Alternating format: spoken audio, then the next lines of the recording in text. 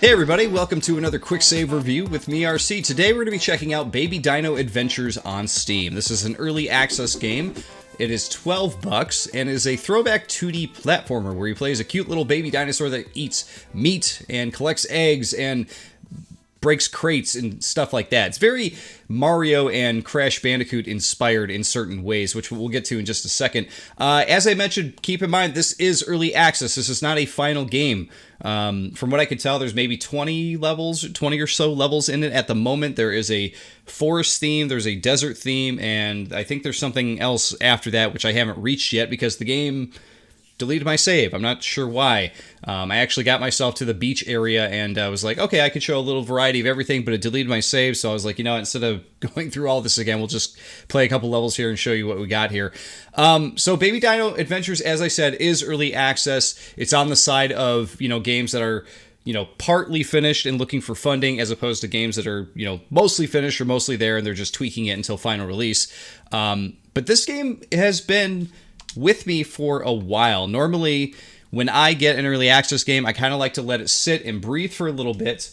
And when I do that, you know, it gives the developer some time to kind of develop the game a bit more and, you know, make it a little bit more of a fair shake when I show the game off. Because I feel I've gotten a lot of early access games, and when I first play them, the game was just released into early access, and it, in my opinion, is nowhere near in a position to be shown to people who don't understand, like, game development and the process of, like, okay, this is where the game's at right now, but the potential of it, you know, in a year is going to be this, you know?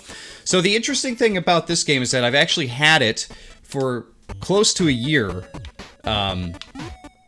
and for a very long time, the only thing that was available was, like, the first, what, like 6 or 7 levels of it? And I played through them, and I was like, well, this is okay, but I kind of want to see where they're going to go with this first. So I actually let it sit for a long time. And they did finally add some other levels to it. Some beach levels, which, unfortunately, I'm not sure if we're going to be, you know, I don't know if we're going to end up getting to those today in the video. Because, like I said, the game did delete my save. Like I said, early access, so keep that in mind. But as you can see here, 2D platformer, you know, very reminiscent of a Mario-style game. You're breaking crates like you would do in Crash Bandicoot, to the extent of, like, there are TNT and Nitro crates in this. Say, we're talking to MASH. There are a lot of characters in this game, which I do like. You're the little one my brother was talking about. He asked me to tell you something cool. No worries. Hit that green question mark crate beside me. This is going to boom. Yeah, you know, you're welcome. Anyway, I have to go. A lot of text. So we hit that. Boom! Look at that. Nitro. So what's interesting is that explodey crate I've only seen once in the game so far, and I played through, you know, I played through the whole forest and a couple of the beach levels before it reset my save. But there are other crates like that that will give you hidden bricks like they do in Mario. There's also these other bricks with the up arrows on them that will launch you up. Now, the thing about it is, for me, you also have secret alcoves here, which I think is fun, too. The thing about it for me is I feel like some of the crates need to be marked a lot better. You guys will see later that there are TNT crates, and I think those are marked really well compared to normal crates. You got the brown crates, which are, okay, brown crates, you break those open, right? Got it. Not a big deal. But once you start getting into the Nitro crates and the, jump up crates and stuff like that, I just feel like some of those, like, need, like, a little bit more, maybe like an icon as opposed to text, you know what I mean? The other thing in this game, too, is I'm not sure why I'm collecting anything. You collect all the meat, you collect little eggs, which we'll go down this way and collect this one egg. But I'm not sure why I'm collecting anything. I don't see any achievements for collecting things. I haven't seen any secret levels. There's a TNT crate, by the way. It's, like, very obvious it's a TNT crate, even if it says TNT on it.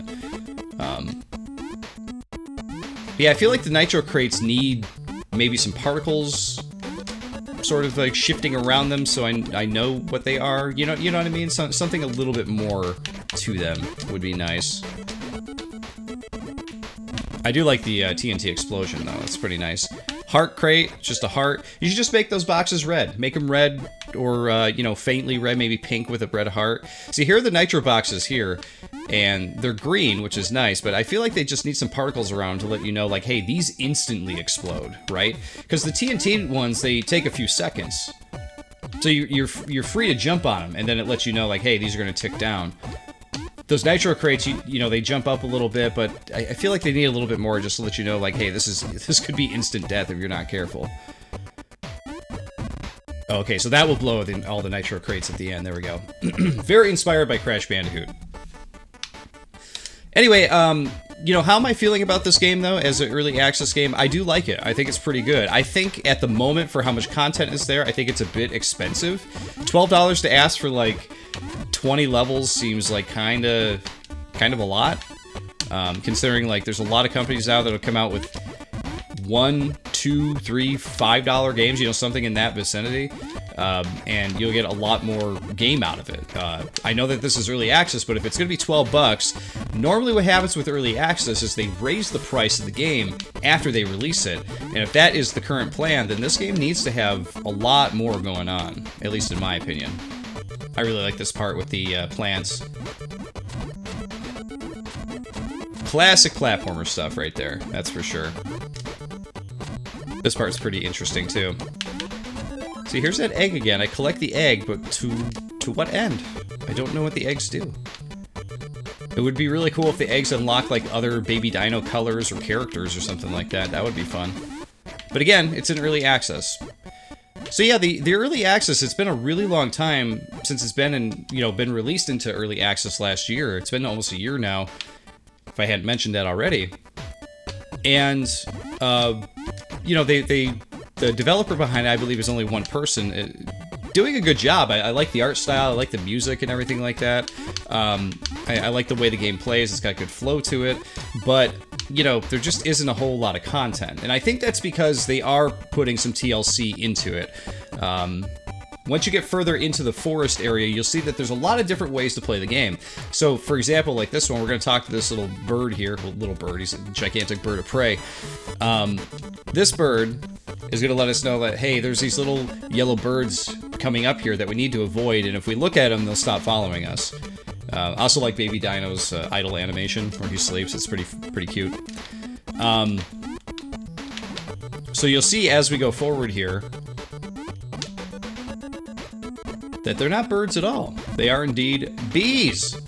And they take the whole Mario cue of, you know, boos, where if you take a look at them, they'll stop. Can I actually jump on these guys? Yes, I can. But look, it only dizzies them. So there's a level where the developer has added these bees. I'm just going to kind of cruise through here. And you'll have, like, tons of bees following you by the end of the level. And there's also a level, you know, there's a boss battle at the end of the forest where you fight a Triceratops, which is pretty cool. There's an escort mission where you have to escort a super slow snail back to his house. So the developer is definitely going out of their way to include, like, cool customized ways to play the game. And it really reminds me of the way Super Mario does it, where, like, sometimes you'll go to... we got one bee. We'll jump on his head. He's gonna fly back. I like this part, though, because you can trap them outside, and they're like, oh, can't get to the Baby Dino. That's pretty fun. But yeah, if you play Super Mario Brothers, you know that sometimes in those games, they'll literally have one level with a certain mechanic in it. And you'll be like, oh, you know that level in World 2 where they do the thing? And it's the one of maybe 2 levels in the series that do that thing, you know what I mean? It's pretty cool, and I like that they're kind of doing that with this game as well. And it's pretty impressive, too, if one person is doing it. So here's one of my big problems with the game, though, is I got hit there. When you get hit, you go down, and you have a paralyzed state for a long time. It's like 3-4 seconds. It's really annoying. If you get hit, you are not getting back up. And for me personally, like, coming from, you know, the background of playing a lot of Mario, when I get hit, I want it to be almost instantaneous. I want it to be like, okay, I just got hit. You know, I want to be back in the action. This one's kind of like, no, you get kind of punished for getting hit, and you're going to sit here for a few seconds and just deal with it. And that really bothers me. Like, I'd rather you get hit, maybe he, like, you know, blinks a little bit or something like that.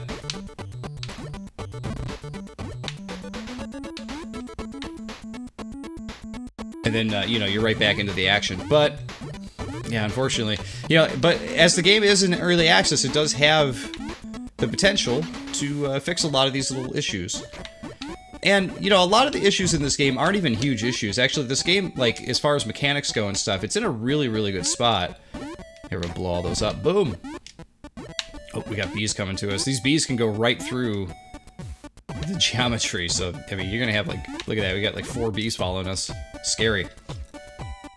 It's just that there isn't much game to play at the moment. And you can see here, we are zipping right through the game. Like, yeah, I've only been recording 10 minutes, and most of the 10 minutes I haven't even been playing, I've been talking. And we're just zipping right through it. Fred speaking. Fred the Frog, I guess. Croak, croak. Other green creature, not my friend. Croak, croak. You not green. Croak, croak. You friend? Croak, croak. Oh, if you jump on his head. Nothing really happens, but he ain't into it. This level introduces yet another enemy that we have to deal with, which looks a lot like the pea shooters from Plants vs. Zombies, but as soon as you jump on their head, they stop shooting at you.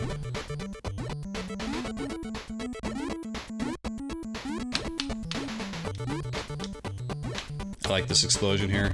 Boom! Shoots all the meat everywhere. Again, though, yeah, I really wish I knew what the collectibles did or what they were supposed to do. Wow, that was a really short level. See how many crates there were? I also feel like that the game, it's almost too easy. I feel like the game kind of needs, like a requirement to finish a level. Like, you need to break at least half of the crates to finish. You know what I mean? Something like that, or then that's when the door will open. The door will stay closed until you break half the crates. There needs to be some kind of stipulation like that to make it a little bit more challenging, I think.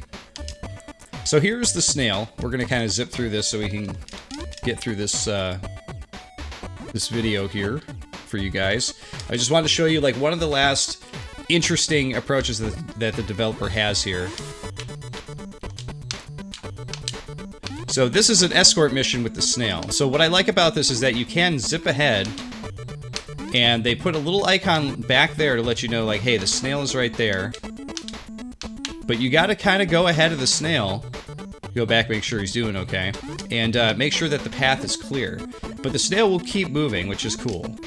So you don't have to worry too much about him. Now, of course, we gotta make the snail go down this way, because otherwise that big plant's gonna get him. But yeah, I find the escort mission in this to be pretty fun. Like, I know the typical response to an escort mission is like, oh, I hate escort missions, right? And right you are, because they are not super fun. But this one I actually thought was pretty cool. It adds like a puzzle element to the game that wasn't there before. Oh yeah, we gotta pop this TNT before he gets there, or he's gonna explode. So more levels like this, I would totally dig. There's his house. He's gonna get there just fine. Yeah, you see, we're at 5 out of 15 crates. At this moment, like, as soon as we get the snail over to his house or whatever, we could just leave. You know, the door will open. Would be nice if, you know, the game enforced more exploration by saying, hey, go get this many more crates and you can exit, you know? Anyway, we got Sheldon back to his house. Thank you very much. Or so much, little Dino. Oh yeah, you want to know my mollusk reason to leave home? Well, I like to watch these flowers dance, don't you? Okay. So the door is now open and we can exit. But yeah, guys, that's going to be Baby Dino Adventures. It's available on Steam. It's early access. It's a fun little game. It needs more content, but it is early access. And just been a really strange journey with this one because I like it. I think it's a cool game. I like where it's going. I like the potential of it. I like what the developer's doing with it. There's a lot of little nitpicky things that I would change about it, but hey, you know, that's everybody, right? Everybody has their picadillos, as they say, right? But yeah, I think it's pretty cool. I just think that for the content that's currently available, $12 seems pretty high. I feel like $10 is the cap that I would go for a game like this. I know that the developer's putting a lot of work and time into it, but just seems like a lot to ask at the moment. But yeah, you know, guys, check it out on Steam. You know, watch the trailer and see if this is something for you. Maybe you feel good paying $12 for this. But guys, there you go. Baby Dino Adventures. Thanks for watching. I'll see you all next time.